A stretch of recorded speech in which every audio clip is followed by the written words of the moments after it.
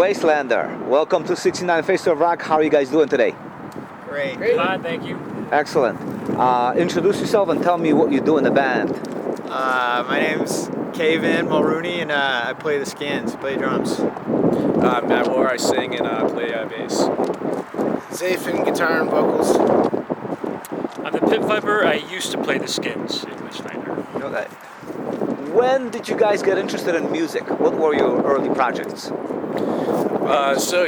My early project, the first band I was ever in, was actually with Kevin. It was a punk band called Section 8, and then later Betrayed by Birth. We were in our first band together, been friends for a long time. So that was like 2000. Right after high school, the end of high school, that's when we started playing out with different outfits. I've been in a handful of other bands since then, but you should ask Sean, because he's got a rich history of guitar work. Oh, I guess I've been playing since 91, something like that. I've been in a lot of the underground black metal stuff, bands like Summon and Masochist and Lustrous Hammer. Playing a doom grunge band called Cavalcade. But these guys are where it's at. This guy, he plays this stuff too. This guy. Used to be in a lot of bands when I was in middle school, but I didn't really get into anything that got me to do shows and got me to meet Kevin and Matt in punk bands until I got into basically punk bands in the late 90s. And you guys went to school together, right? it was just a lot of... These two went to school together. We did. We went to the same high school. Let's say just doing a lot of fast cut time stuff, but I always wanted punk to be a little bit more gritty than the stuff that I was doing at the time, and so I got more into heavy metal rock and roll, the more grimier stuff, and I was just for years looking around for something like that, and then when I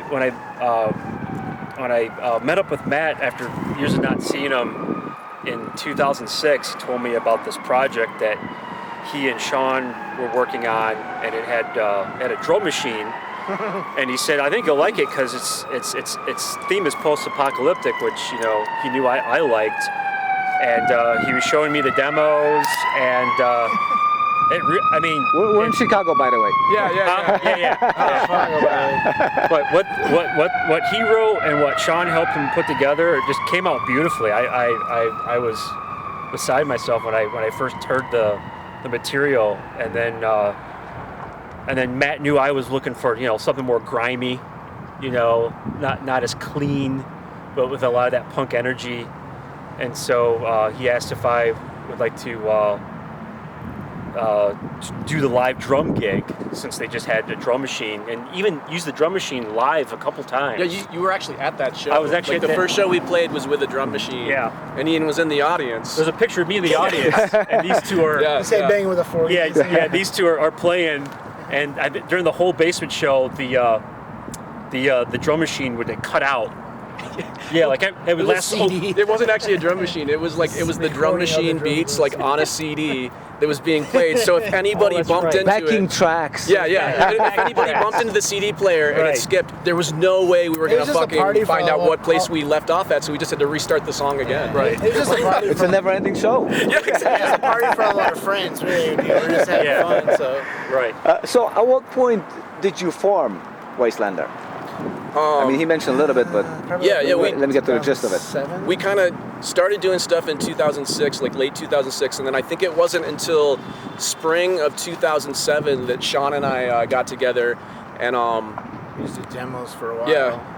He came up with the drum beats, and just the drum machine drum beats, and then we just recorded this shit and released the demo in 2007. Played that one show that luckily Ian was at. So pretty much right after that, we started jamming with Ian, and then put out the first album. Don't get there yet. Okay. Yeah, put out the first album in 2008. We'll get to it that later. They actually had a younger kid on drums for a few weeks, and he ended up quitting. and he kept on saying to Matt that he like lived in like this pretend realm of like fantasy and post-apocalyptic cars and is he coming tonight? No. But he was the son of a guy who was in a Lansing thrash band called Sinister Black, which I just have to shout out because Dystopian Dogs is putting out their 1990 tape, Court of Corruption. So plug that. They were Lansing legends. When you formed Wastelander, what did you want this band to be like?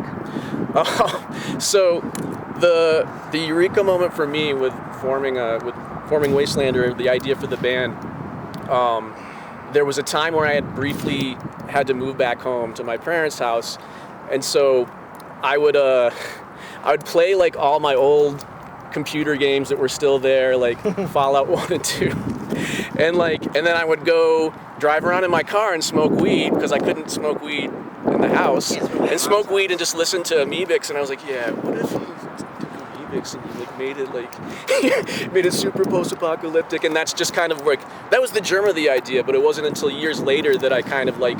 But yeah, it's like, so his idea is that, and then I was just wanted to do something that was kind of like Hellhammer, real barbaric, simple like the Ramones, and he already had the riffs. And I could barely play guitar, so it was going to be simple. So like, I wasn't even going to play guitar initially, and then it became, I just started doing solos and helping out with, stuff, and it was like, well, I guess I'm in the band now, so.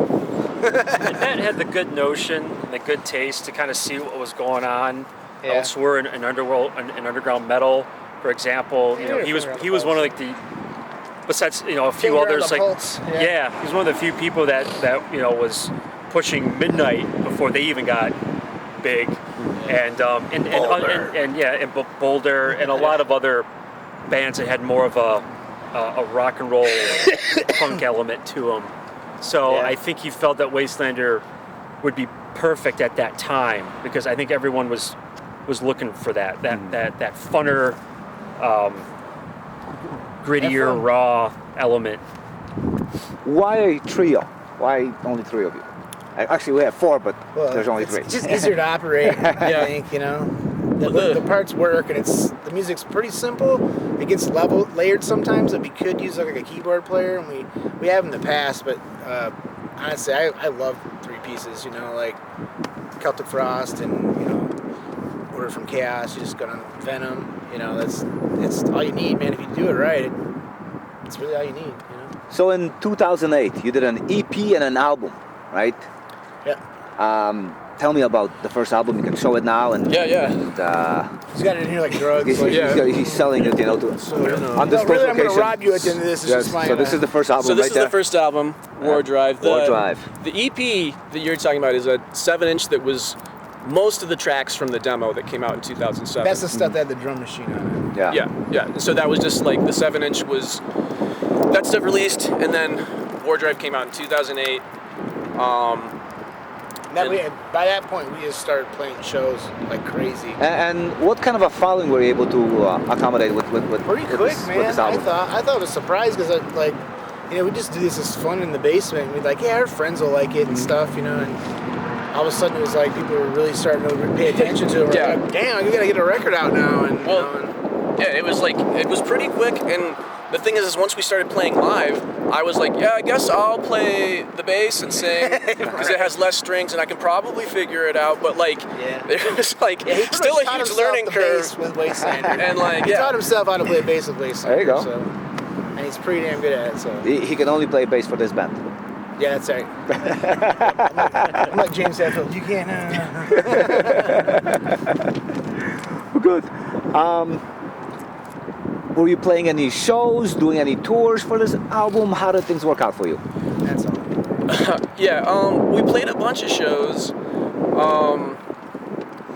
and then we didn't tour until 2010. What do you mean for this album? You're talking about for the first album. Yeah, for the first album. No, we didn't. We didn't tour off that album, and we just played a lot of local stuff. Yeah, really. yeah. Tons of local shows, like touring bands that would come through. They throw us on. Played with Midnight a lot. Played with Midnight a ton, man. Yeah. And anything that was we touring through, played Super Christ a bunch. Too, Yeah. Because Chris was living in Lansing at that That's time. right. That's why she was working for the college. Kind of a reunion tonight, isn't it? Yeah, it really is. It's really a good time. This bill used to happen every other month in 2008. Metal at the Tap. I Yeah, think it or was. 2009. This was a pretty common. It's a deja vu moment. Yeah, Huh? yeah, it totally is. Yeah. 2 years later, you did a split with Abigail. How did things go for that? So that was cool. So It was the same label that put out the 7-inch. Just said, "You guys do it, we'll put it out." So the split was cool. It was I knew he was like was playing bass for Psy on their like recent tour, so I went and saw Psy in Cleveland, and I just asked him, and he was like oh yeah, he was super into it. So his English is very, very broken. but like Like mine. nice guy. No, yours is beautiful. no, but he was awesome. Hey, super nice guy. friendly. Yeah. And but so we recorded our tracks and got the split all together, but I had used. Or we used like a sound clip from I think it was like a Trick or Treat, and Or like horror movie. Trick or Treat I've from never the had 80s. about this happening to anybody else, but the pressing plant held it up because they were like, oh yeah, copyright issues with this clip. Ooh, And the yeah. movie at the caught time, it. the movie at the time was like free. No one that they didnidn't re-sign the leases on it or whatever, renew the Yeah. whatever it is, copyright. So we thought had it to was make free our own go. tapes of that split. Like we had to dub so many of them before this tour in 'Cause we were getting 2010. ready to do a tour too. Yeah. Jesus. Yeah. What a mess. After that, you guys had a long break. What caused it? Yeah, really. Right? really. Explain yourself. Split up. So the band was done at that point? Yeah. What at that caused the point, split? At that point, Ian had moved to Chicago, and it was 2012, I moved here. that was Yeah. That was this probably happened even before that. Maybe I don't remember. We split up. 2011, yeah. We split up before I Out left, there. Yeah, I don't Yeah. remember, but and Things- then things just got hectic in everybody's lives. Yeah. It wasn't good for anybody. You Yeah. know? We just decided it was probably best to leave it alone for a minute and Yeah. figured we'd always come back to it at some point because you always get the drive to want to do it again. And you did come back. Things Yeah. changed with Hibernation Sickness. What a Yeah. great title, by the way. How did it come about? So that was when we broke up. We had pretty much almost enough material for a second album. Yeah. That was one of the songs, and so 2014 we were like, okay, let's try and like record this stuff. Yeah. Ian made the trek from Chicago to Lansing and practiced, and we were like, okay, we're gonna try and record it, and it didn't go super well, and so we took the best tracks that we had, along with two covers that we did, a cover of Lords of Darkness by Medieval from Kalamazoo, and then a cover of Bite the Hand by a punk band from Ann Arbor called Bats. And so put that together on a tape, and just to have something for the 2014 tour So that we did. that was like a 2-week tour, wasn't it? Yeah. That was like It a long was. 1 week that's too probably, long. That's probably the Yeah. longest we've ever been out Yeah. together, and it was. Like we said, he started the album, and it was like there was no way we were gonna get it finished. So we were like, let's just get a couple done. And honestly, those are the tracks that ended up on the new album. They got shelved after that just because there was no other purpose. That's of right. What we were Even getting a ready to do. longer break followed after that. Yeah, so was that another breakup? What No, I mean, was it? It was at that point we just always got together and just kind of celebrated the band, like, hey, let's go do some shows, have some fun, And we got, I think that tour we got offered like a killer deal to play like 3 shows with Midnight and Shitfucker, and it was they were like sold out nights the first 3 nights, and it was just a great time. First show was in Chicago and it was fucking sold out. It was awesome. It seems that team of Hibernation seems to follow you. Yeah. Well, there was some themes there Yeah. that Michigan winter. you could probably figure them out if you Yeah. if you know how to read. And So you're back. What got the ball rolling again? so I mean, COVID. well, yeah, that was one thing, but COVID. so I mean, the biggest thing about I think the last time we played Chicago was in 2016, Metal Threat. And like that was kind of the last time we tried to do something, and we would kind of Maybe just sporadically one show, too. try and get together and like work on this album. But I mean, with Ian being in Chicago, it was kind of a hard prospect to take on, because for me it's like, okay, so what? We're gonna finish this album and like And release it. No one's gonna care. We're not even gonna be able to play. So that's where Kevin comes into the picture. I've known Kevin for years and you're years in the and picture, years. by the way, now. Yes, great. Amazing drummer. Like I knew. Oh, thanks, bro. Yeah. He played drums with us back in the day when Ian couldn't. Yeah, Yeah, I'm exactly, not a yeah. stranger to Wastelander. I mean, we all Matt and I lived in a house together, practiced in the same basement. I filled in for them, I think 1 or 2 shows like way back in the day, just cause. So. And honestly, that album was like a pee under my mattress because I've always recorded the Wastelander stuff, and I knew the album was there. I knew it was good, but it wasn't done, and it just kept driving me insane. I kept kind of nudging him and being like, "Hey, let's hang out.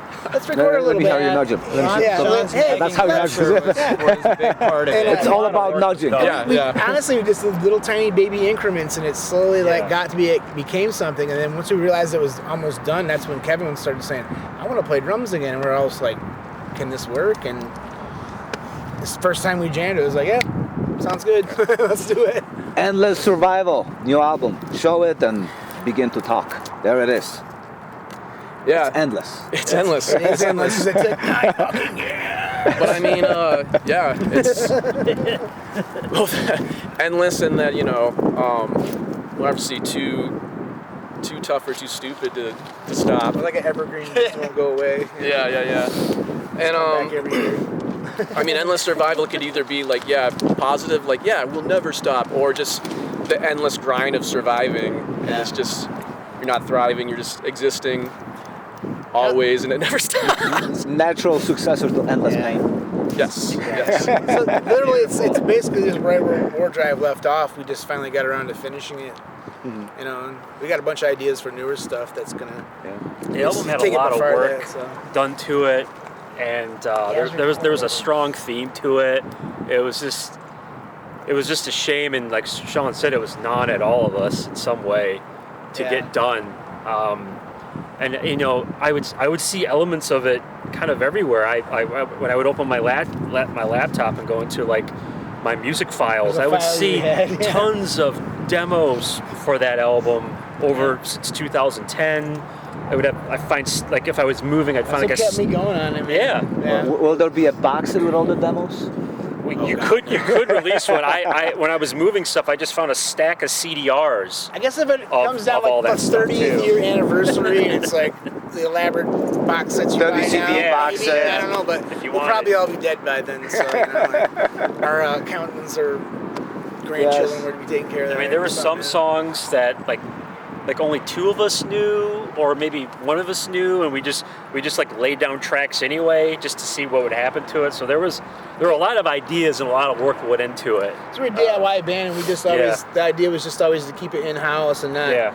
I mean, we work for other people helping us mix and master some stuff, but it's like as far as capturing it, we know what we want to hear, and it's a lot less easier in our pocket. We can take as long as we want, 9 fucking years, but But I mean, we've spent, even with Wardrive, I think we spent at least a couple months just getting that right, So it's like it's nice to have that time to let things breathe and become their own, instead of like forcing it into a studio session, I guess. And because there is so much time in between those 2 albums, how would you say the music changed, improved, or?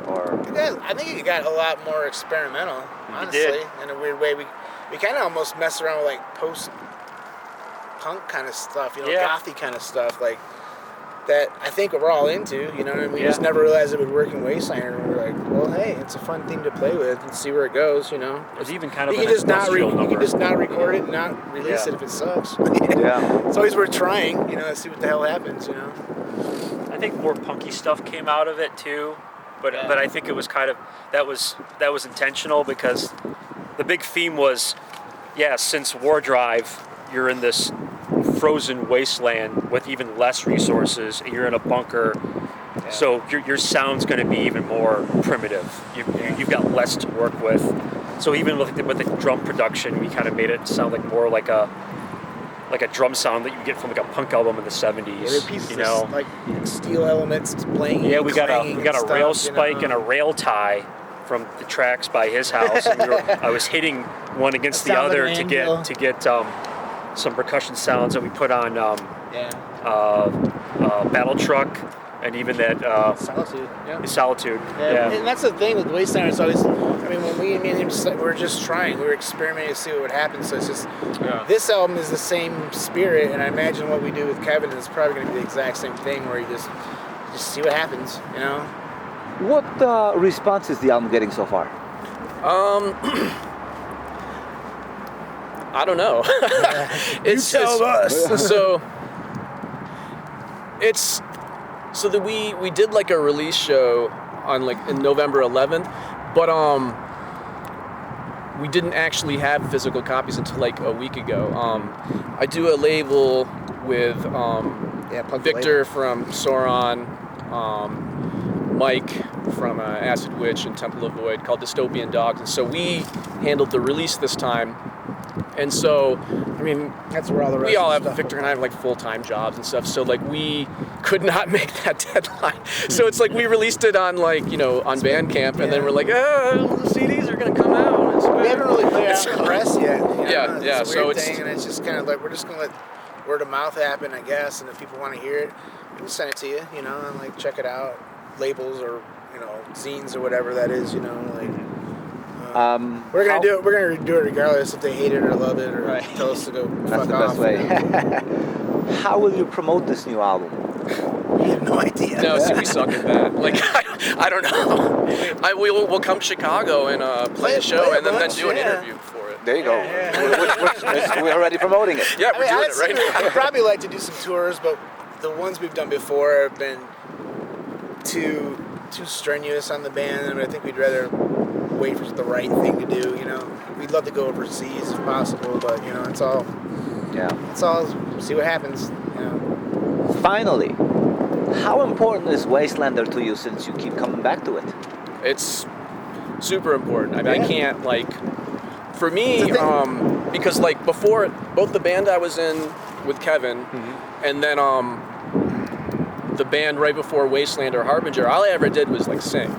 I was just like, that's all you're ever going to be able to do. And so this was the first band where I, like, started playing guitar and started writing songs. So as I've just gotten sort of marginally better, it's been, it's super important. It's, you know... It's like coming home. You know, like every time we take a break, it's like, are we going to be able to do this? And the minute we start playing, like, oh yeah, it's like riding a bike, like sitting in grandma's rocking chair. It's not a problem, you know, like...